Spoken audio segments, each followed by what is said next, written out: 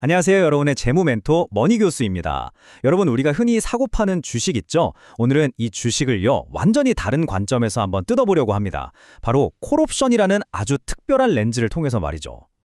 자, 제가 만약 여러분이 가진 주식이 사실은 콜옵션이에요 라고 말하면 아마 네? 교수님 그게 무슨 소리예요? 하고 좀 의아하실 거예요. 그쵸? 하지만 오늘 제 설명 다 듣고 나시면 아하 하고 무릎을 탁 치실 겁니다. 기업이 어떻게 돌아가는지 이해하는 아주 강력한 무기를 얻게 되실 거거든요. 그리고 오늘 이 흥미로운 여정에 저와 함께할 똑똑한 학생 진아 씨를 모셨습니다. 안녕하세요. 네, 안녕하세요, 교수님. 주식이 콜옵션이라니. 와, 정말 상상도 못 해봤어요. 빨리 듣고 싶네요. 네, 좋습니다. 그럼 오늘 우리가 어떤 순서로 이 비밀을 파헤쳐 볼지 한번 볼까요? 우선 주식이 대체 왜 콜옵션이라는 건지 그 구조부터 차근차근 살펴볼 거고요. 그 다음엔 두 가지 사례를 들어볼 거예요. 빚이 아주 안전할 때랑 반대로 위험할 때 과연 주식의 가치가 어떻게 달라지는지 말이죠. 그리고 마지막엔 이게 정말 핵심인데 바로 이 문제 때문에 생기는 주주와 채권자 사이의 아주 묘한 딜레마까지 짚어보겠습니다. 자, 그럼 한번 본격적으로 들어가 볼까요? 먼저 말씀드리지만 이건 그냥 주식은 콜옵션 같다 이런 식의 단순한 비유가 절대 아닙니다. 정말로 회사의 자기 자본, 즉 여러분이 가진 그 주식은요, 회사의 총 자산에 대한 콜옵션과 수학적으로 구조적으로 똑같습니다. 이 개념을 딱 장착하는 순간 왜 경영진들이, 그러니까 주주를 대신하는 사람들이죠, 왜 그들이 가끔씩 정말 위험해 보이는 결정을 내리는지 그 속내를 훤히 들여다볼 수 있게 됩니다. 아니, 어떻게 그게 같다는 거지 싶으시죠? 그래서 제가 하나하나 분해해서 보여드릴게요. 우리가 아는 콜옵션의 구성 요소랑 회사의 재무 구조를 이렇게 나란히 놓고 비교해보면 와, 정말 소름 돋을 정도로 똑같습니다. 자, 이 표를 한번 보세요. 왼쪽은 옵션, 오른쪽은 회사입니다. 콜옵션의 가치는 기초자산, 예를 들면 삼성전자 주식 가격에 따라 움직이죠. 똑같아요. 우리 주식, 즉 자기 자본의 가치는 회사가 가진 총 자산의 가치에 따라 결정됩니다. 또 옵션의 만기일이 있잖아요. 이건 회사가 빚을 갚아야 하는 부채 만기일이랑 딱 맞아떨어져요. 아, 교수님. 다른 건 대충 알겠는데 행사 가격이 왜 부채 액면가랑 같다고 하시는 건지 이 부분이 조금 헷갈리는데요? 바로 그거예요. 진아 씨가 핵심을 정확히 짚었어요. 아주 좋은 질문입니다. 자, 생각해보세요. 주주들이 회사의 주인이 되려면 뭘 해야 하죠? 빚을 다 갚아야죠. 그러니까 부채 만기일에 빚을 싹 다 갚는 행위가 뭐냐면 바로 콜옵션의 행사 가격을 내고 회사의 총자산이라는 기초자산을 사오는 거예요. 권리를 행사하는 거죠. 근데 만약에 회사 자산을 다 팔아도 빚을 못 갚을 것 같으면 어떡할까요? 주주들은 그냥 에이, 나 이 권리 포기할래 하고 회사를 채권자들한테 넘겨버리면 끝이에요. 깔끔하죠? 자, 그럼 이제 이걸 실제 사례에 한번 적용해 볼게요. 아주 간단한 상황부터 시작하죠. 여기 어떤 회사가 있는데 이 회사는 1년 뒤에 무슨 일이 있어도 자산 가치가 빚보다 클 게 확실해요. 그러니까 채권자 입장에서는 돈 떼일 걱정이 일절 없는 아주 안전한 빚인 셈이죠. 화면을 보시면 이 회사의 1년 후 자산 가치가 최소 1,000원은 보장돼요. 그리고 갚아야 할 빚이 딱 1,000원입니다. 그럼 어때요? 채권자는 무조건 자기 돈을 돌려받겠죠. 그래서 이 부채는 사실상 무위험 자산이나 다름없습니다. 아, 그렇군요. 정말 안전하네요. 그럼 교수님, 이런 상황에서 주주들의 목, 즉 자기 자본의 가치는 어떻게 계산할 수 있나요? 네, 그건 바로 이 공식으로 계산됩니다. 어디서 많이 본 공식이죠? 맞아요.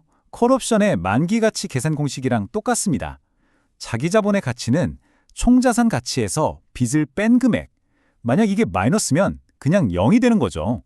예를 들어 1년 뒤에 자산이 1,200원이 됐다. 그러면 주주들은 빚 1,000원 갚고 나머지 200원을 가져가는 거예요. 이걸 현재 시점의 가치로 환산해보면 약 91.11원이 나옵니다. 자, 이 숫자 91.11원 꼭 기억해두세요. 이따가 아주 중요하게 쓰일 겁니다. 자, 지금까지는 워밍업이었고요. 이제부터가 진짜입니다. 상황을 한번 확 비틀어 볼게요. 만약에 이 회사의 미래가 불확실해서 잘 되면 대박인데 안 되면 쪽박일 수도 있는 거예요. 즉, 자산 가치가 빚보다 더 낮아질 가능성이 생긴다면 채권자가 돈을 떼일 수도 있는 위험한 부채 상황이 되는 거죠. 자, 두 가지 시나리오가 있습니다. 시나리오 A, 사업이 대박나서 1년 뒤 자산 가치가 1,200원이 됐어요. 그럼 주주들은 빚 1,000원 갚고 200원을 법니다. 굿이죠? 그런데 시나리오 B, 사업이 망해서 자산 가치가 800원으로 쪼그라들었어요. 이때 주주들의 이익은 얼마일까요? 여기서 마이너스 200이라고 생각하시면 안 됩니다. 정답은 가로 0입니다. 제로. 네?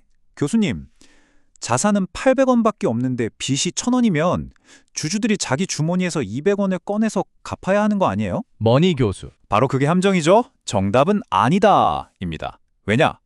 주식회사에는 유한 책임이라는 아주 강력한 원칙이 있거든요. 주주들은 딱 자기가 투자한 돈까지만 책임지면 끝이에요. 회사가 망해서 자산이 빚보다 적어지면 주주들은 그냥 쿨하게 이 회사 그냥 채권자님들 가지세요 하고 권리를 포기하고 떠나면 그만입니다. 어때요? 아래쪽 손실은 딱 막혀 있는데 위쪽 이익은 무한대로 열려 있죠. 이거 완전 콜옵션이랑 똑같지 않나요? 자, 그럼 이제 질문을 던져보죠. 이렇게 성공하면 200원을 벌고 실패해도 내 손해는 0으로 막아주는 이 엄청난 권리. 이 회사의 자기 자본은 과연 현재 얼마의 가치를 가질까요? 미래가 불확실하니까 계산이 아까보다 조금 더 복잡해지겠죠? 정답을 공개합니다. 소스 원본에 나온 계산을 따라가 보면 이 자기 자본의 현재 가치는 정확히 134.44원입니다. 미래의 불확실성, 즉 변동성을 반영해서 옵션 가격을 구하는 공식을 통해 나온 값이죠. 아니, 이 숫자는 또 어떻게 나온 거야? 하고 궁금해하실 분들을 위해서 제가 소스 원본의 핵심 계산 과정만 딱 뽑아서 정리해봤습니다. 잠시 화면을 멈추고 한번 보세요. 좀 복잡해 보여도 원리는 간단해요. 미래에 일어날 수 있는 두 가지 상황의 가치를 현재 가치로 쭉 당겨온 겁니다. 자, 이 숫자 134.44원, 이게 바로 오늘 이야기의 모든 비밀을 푸는 열쇠가 될 겁니다. 교수님, 잠깐만요. 여기서 정말 이상한 점이 있어요. 아까 그 안전한 사업을 때 주주 몫의 가치가 91.11원이라고 하셨잖아요. 그런데 지금처럼 망할 수도 있는 위험한 사업이 되니까 오히려 주주 몫의 가치가 134.44원으로 훨씬 더 커졌어요. 아니, 회사가 더 위험해졌는데 왜 주주들은 더 부자가 되는 거죠? 이거 뭔가 이상하지 않아요? 맞습니다. 바로 그거예요. 진아 씨가 오늘 내용의 가장 중요한 핵심을 정확하게 짚어냈습니다. 자, 이 차트 한번 보세요. 너무나 명확하죠? 안전한 사업에서 위험한 사업으로, 즉 리스크가 커지니까 자기 자본, 즉 주주들이 가진 옵션의 가치가 91.11원에서 134.44원으로 수직 상승했습니다. 이게 바로 오늘 우리가 발견한 가장 충격적이면서도 중요한 사실입니다. 이건 사실 옵션 투자를 해보신 분들은 다 아는 기본 원리예요. 변동성이 커질수록, 즉 위험이 클수록 콜옵션의 가치는 상승한다. 왜 그럴까요? 아까도 말했지만 손해볼 최대 금액은 정해져 있는데 성공했을 때 벌 수 있는 돈은 한계가 없기 때문이에요.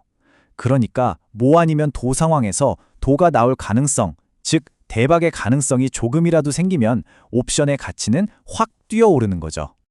자, 이 논리를 이제 회사에 그대로 가져와 보세요.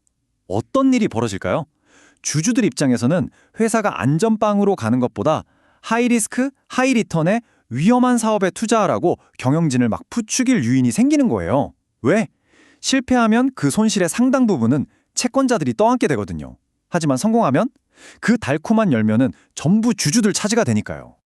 물론 돈 빌려준 채권자들이 바보는 아니죠. 주주들이 이런 위험한 게임을 할 거라는 걸 뻔히 압니다. 그래서 가만히 있지 않아요. 처음부터 훨씬 더 높은 이자를 요구하는 거죠.